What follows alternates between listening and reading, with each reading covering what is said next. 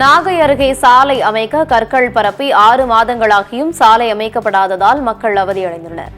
நாகை மாவட்டம் விழுந்தமாவடி ஊராட்சியில் ஏராளமான மக்கள் வசித்து வருகின்றனர்.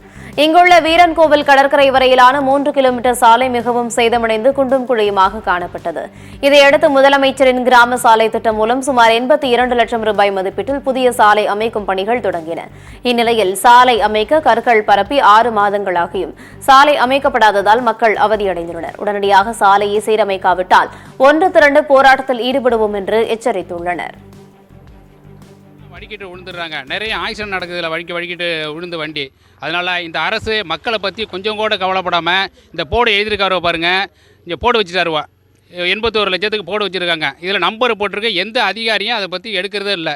கான்ட்ராக்டுக்காரரை கூப்பிட்டு கேட்டோம்னா அரப்பு நடக்குது சார், எங்களுக்கு ஆள் கிடைக்கல, கிரஸில் ஸ்ட்ரைக்கில் இருக்குது அப்படின்னு காரணம் சொல்கிறாரு. இது 10 நாளாக தான் நடக்குது. ஆனால் கிட்டத்தட்ட 6-7 மாதமாக அந்த ரோடு அப்படியே கிடக்கு. 8 மாதமாச்சு. தண்ணியே இல்லை. இந்த ஏரியா தண்ணி இல்லாமல் இந்த ரோட்டில் தான் மக்கள் அடிச்சிட்டு போகுது. நடந்து கூட போக முடியல. மாரி கேவலமாக இருக்குது. இந்த அரசை நாங்கள் என்ன சொல்கிறதுனே தெரியல.